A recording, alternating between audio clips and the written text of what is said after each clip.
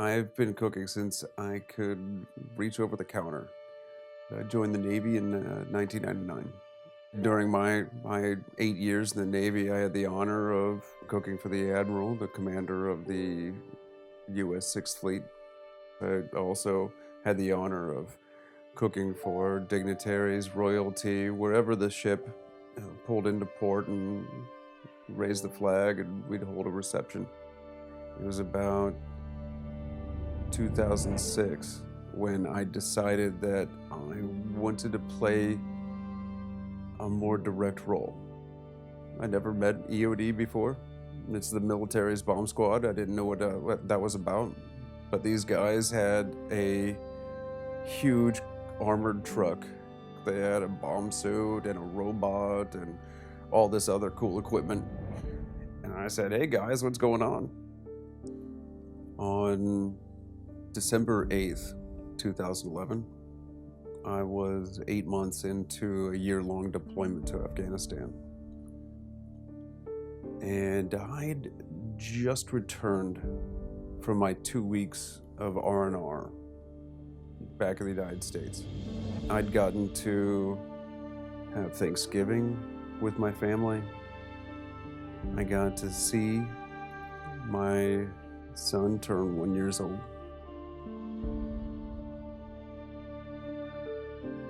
I got back to Afghanistan and my team picked me up from the forward operating base. I still had the luggage in the back of the truck on this night. But we were in a convoy heading back to work when the convoy commander a few trucks ahead said, "EOD," over the radio. I knocked the luggage to the side and we sent the robot out. The robot did its job and separated some components from this IED that was in the side of the road. But the robot couldn't get the explosive charge out of this hard-packed earth that it was buried in. I hopped out and I had my metal detector in one hand and a hook and line, a rope in the other hand, and over my shoulder, a secondary device detonated right beside me. The lights went out immediately. I reached up to adjust my helmet so I could assess the situation, just to find that the helmet was gone. And my life had been changed forever.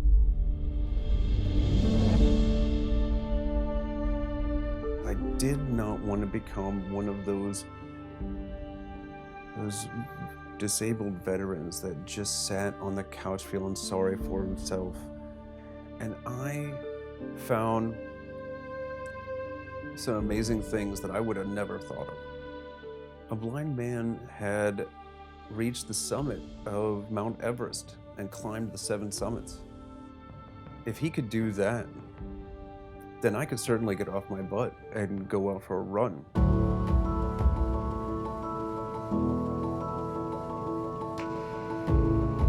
What's normally a solo event just becomes a team sport.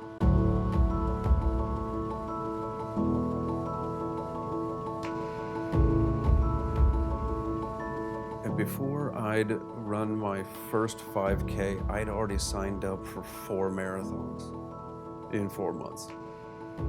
Whitewater kayaking, cycling, running more marathons. I was gonna do it all. I went out to Colorado and joined a team that would be going to Kilimanjaro. We climbed 3 14,000-foot peaks in Colorado in a day. When I got home, I had a fantastic week with my brand new girlfriend. And just days later, I was on the phone, I was telling her how fatigued I was feeling, tired. I didn't know if it was the flight or the travel. So I hung up with this girlfriend and laid down. I don't know if it was 5 minutes, 10 minutes, half an hour. but I woke up with an indescribable pain in my head. It was the original injury from years ago. The damage from the bomb blast was too great. I'd contracted bacterial meningitis. My girlfriend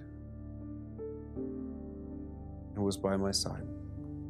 Within 2 weeks, I was completely deaf. All I could think was, when have I had enough? My girlfriend, Michaela, moved in with me.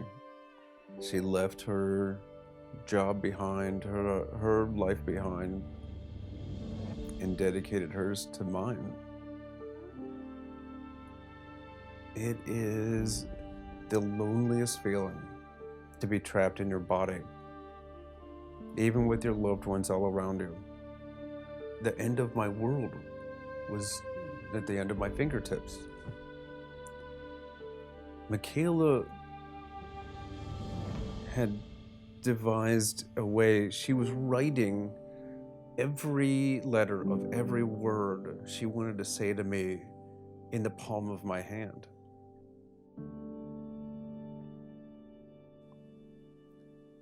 Thank God for her. I've regained some of my hearing, but it's taken a long time. I had to find something else. I had to find more purpose. The holidays were coming, and Michaela and I had invited friends and family, and we were going to make a feast. And I got so excited. Cooking's my thing, and I love doing it.